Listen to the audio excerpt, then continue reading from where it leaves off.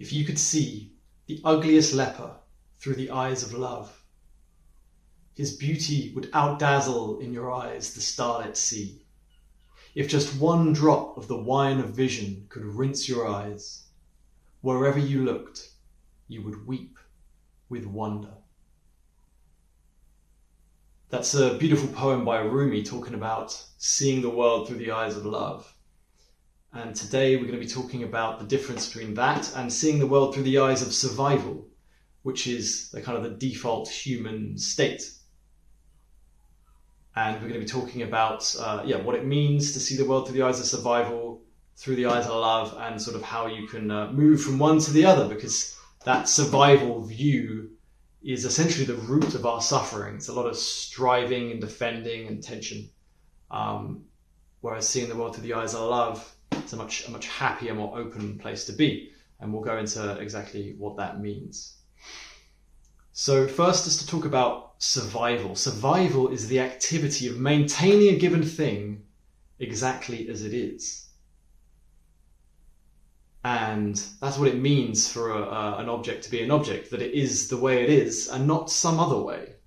It's by maintaining itself in some particular way that we can even talk about it as an object. And you'll notice this is what all sort of animals and humans are doing all the time, sort of striving to survive themselves into the future, if I can use survive in that sort of as a verb. But even in a sense, inanimate objects are doing that as well. You know, things aren't just shifting into different forms all over the place. There's a certain integrity that different objects are trying to maintain, and they'll kind of resist if you try and change them. And this may seem pretty obvious. Okay, humans are trying to survive, sure. But what's not obvious is how deep this goes, how absolutely primordial and primal and this is to humans. It's essentially our primary activity in life. And I want to kind of show you how deep it goes and what the effects are. So what am I talking about when I say, humans are trying to survive? Well, in a sense, we're trying to survive our body, to try and perpetuate that, maintain it. But more importantly is our psychological identity, our sense of self, our ego, that within us, which we call I. When we're born, we eventually develop the sense of, okay, I and not I. There is something here that I'm calling I, that's me, and there's something that's not me. This sense of being some kind of separate identity. And what we basically spend our lives doing is surviving that separate identity, that I. But in so doing, we have to kind of start adding things to it, because at the beginning it's just I, and it's quite hard to perpetuate and survive that if we don't know exactly what it is. So we start adding new identities to it, like I'm, when you're small, I'll be like, I'm a boy, my name is Ben, I'm X years old. And there are other sort of beliefs and more emotional identities that start to get attached to it as well. Like I'm a bad boy, or I'm good at maths, or what have you, right? And so that initial I starts, it's almost like you get these post-it notes of new identities and memories that start building it out. And these help us to survive as I, but they also become part of it. So these are sort of these new survival identities and patterns that exist to help ourselves originally survive as I, but also start to eventually become part of it. And these core identities then you start getting behaviours and beliefs around them to defend them. So you might start, working really hard to defend some identity of being good at maths or good at schoolwork or something like that. Or to avoid, certain really painful experiences like hurt and shame that might threaten your identity, that might threaten the attachment needs of that I. So I has certain needs it recognizes to survive, and some activities, parents or teachers shaming you or feeling disappointed feels like very threatening to that. So you get defenses against that. And basically you go through life building out this ball of yarn, essentially, of all these different identities, memories, beliefs, and behaviors. And what we're doing the whole time is striving to maintain that ball of yarn as it is. That's actually sort of the central focus of our life, is this sense of I, everything attached to it, maintaining it and defending it. And in so doing, it also changes over time as we add new sort of survival patterns that need to come on board to defend against new threats. But they then get integrated into the I, and they need to be maintained exactly as they are. This is also part of the reason why it's so hard to change, because there's so much inertia. This ball of yarn wants to maintain itself. We also start to construct balls of yarn for others and the world, for the not I. So there's the ball of yarn of I, and there's the ball of yarn of not I, because it's helpful to know who I am, so I can survive as that, but it's helpful to know what others in the world are, so we can successfully navigate that too. So we build up these big balls of yarn for them as well. And then if I know what self is, I know what other is, I know what the world is, and I can successfully navigate that, right? And that's super helpful for surviving. Now, what's key is that you will defend your ball of yarn, right? You may have noticed that humans get very tetchy when you question their worldview or their reality or their identity. This is because you're threatening their ball of yarn. So if you go to a flat earther, for example, and suggest to them the world is round, they will get very defensive. They get very prickly, because sort of part of their ball of yarn is that they're maybe a bit of a contrarian, that they're, see things others don't, that they believe the world is flat, and so on and so forth, right? And so the believing the world is flat is almost really helping them to survive as the I that they take themselves to be, and anything that threatens that will be dismissed and ignored. And this goes for all kinds of things. This can go for, I don't mean to choose as a conspiracy theorist, this can go for people on any part of the political spectrum.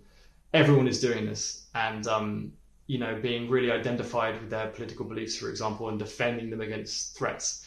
This is part of the reason why humans find it so difficult to have a sort of an open discussion about these difficult topics, because it's so threatening to each other's worldview and identity, to our ball of yarn, that it's almost impossible to see remotely clearly around these issues, regardless of which side someone is on. And this goes for things like the shadow as well.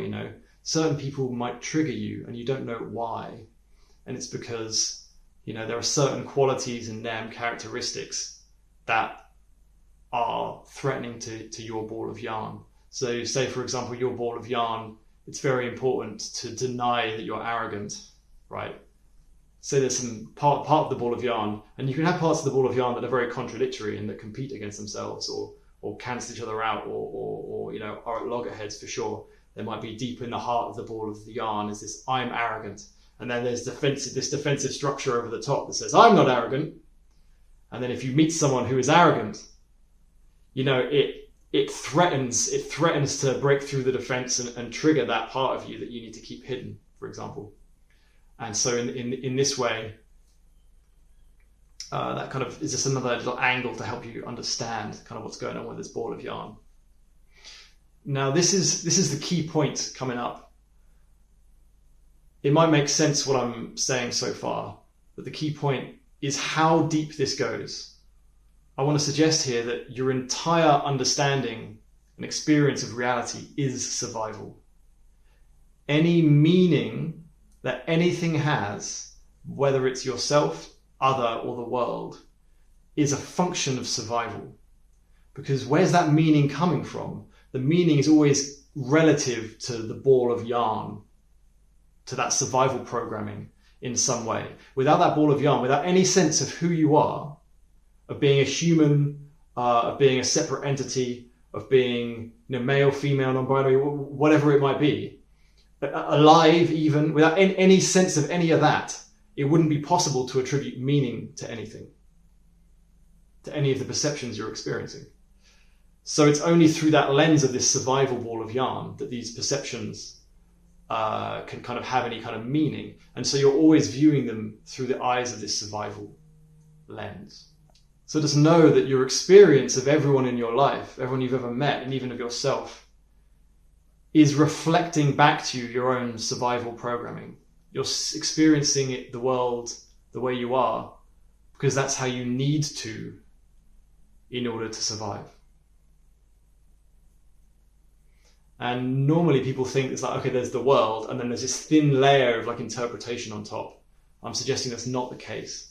That there's raw perception, and then there's this pure survival. And without that survival programming, you in fact don't know what anything is. You couldn't know what anything is. Now, why am I mentioning this? Seems a little bleak. Now, there's nothing wrong with survival. It's completely necessary. It's great. Helps you survive. Wonderful. Life wouldn't be possible without it. But it is the cause of your suffering, because your survival programming dictates that the world be a certain way in order to satisfy your survival programming. You are continuously needing to change it and manipulate it to be a certain way. And that is resistance to reality as it is. And is a continuous form of striving and struggle. So there's it's based in a continuous fear of not surviving. There's a continuous fear of death at the root that must manipulate reality continuously, being driven by this ball of yarn within you. So in that sense, survival is suffering. It's resistance to reality as it is. So this is what it means to see the world through the eyes of survival. We've got this ball of yarn that is our sense of self, and we're perceiving everything in such a way, in the way that we need to be able to defend and maintain that ball of yarn. And that continuous striving and struggle to defend and maintain is our suffering. So where does love come into this? Well, we've got to start to recognize the one thing in our experience that isn't actually survival, because everything else is survival, right? Your entire sense of reality and all the meaning it has, as I've said, is survival in action. But that which is perceiving survival is not itself survival. And this goes by many names. So in spirituality, they call it being, consciousness, awareness, presence. It is that part of you that is experiencing, that is witnessing, that is perceiving. And the reason that, spiritual teachers wang on about it so endlessly is because in that place there is no survival. And that's why it's such a kind of a happy, open, blissful place, because there isn't this constant striving to defend and maintain, right? It sort of transcends survival, as it were. And that's also why in spiritual traditions they talk a lot about not knowing, because in this place, if you're really rooted and embodied and embedded in this place of presence, you don't really know what anything and everything is. You can still function, because that ego functioning is kind of still is integrated into the body. It can kind of just do its thing. But from the perspective of presence, there's an openness. There's this pure perceiving, pure experiencing, without contracting all that perceiving down into these narrow survival categories. And you might think, well, I don't want to lose the meaning in my life, but what you get in return is something deeper. You get being, and being is more profound than meaning. And so from that place, seeing the world through the eyes of presence is love, because it accepts everything the way it is, because there's no survival conditions there. It doesn't need to manipulate or change reality. And so it can freely accept everything as it is. And this is love. When you're not putting conditions on how the world or how certain things need to be in order to be accepted. So how do you transcend survival and start to see the world through the eyes of love? Because it's not as simple as just shifting, obviously. Essentially, you need a couple of things. You need to start to reintegrate that ball of yarn back into the presence, back into the being from which it came. And you need to start to be able to recognize yourself, your true self, as that being, as that presence. And as you sort of do both of those things, you start to get more and more embedded in that place of presence and start to see the world more and more through the eyes of love. It's unlikely you will ever get there perfectly, 100%, but you can. It's like a spectrum. You can just see more and more and more and more and more through the eyes of love, and then you have less and less resistance to reality as it is.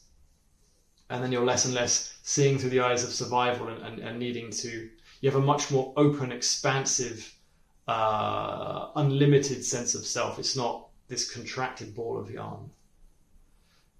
And the way to do that is sort of two practices. There's somatic inquiry on the one hand. So there's really getting into the body, because really this ball of yarn is deeply interwoven with your nervous system and with your body. These identities that make up the core of the ball of yarn, they're kind of woven into your body and held in place by like really powerful, deeply repressed emotions, like core wounds and hurt, core, the terror of annihilation, the fear of death, your childhood, toddler rage, and shame, and all this kind of stuff is what's holding all these identities in place. And you've got to start to get in touch with the body and start to bring some of those parts up so they can be reintegrated.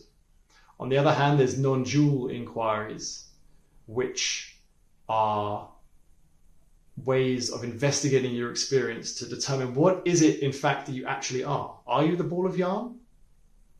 Or are you something else? Are you that which is aware of the ball of yarn? And I've talked on my channel in other videos how to sort of start going about doing somatic inquiry. And there's plenty of other YouTube videos on non-dual inquiry. I haven't done too many myself. But those are sort of the two wings of the albatross of freedom, as it were, that you want to be exploring. And the way it works is that as you start to sort of dissolve the defenses around the ball of yarn, some of those core identities can kind of be reintegrated back into being.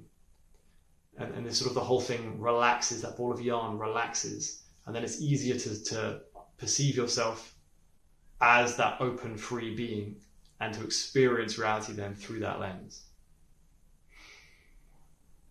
which is a much more enjoyable place to be on the whole than that tight, contracted survival state where you're just got to maintain and defend yourself the whole time. So I do work with people one-on-one, helping them with this kind of stuff, with guiding them through their own body and mind to help integrate their ball of yarn, essentially, and support them in doing that. So if that resonates with you or sounds interesting, you can check out some of my resources below or book a free chat with me. So that was quite a lot. I hope you got something out of it. Take care.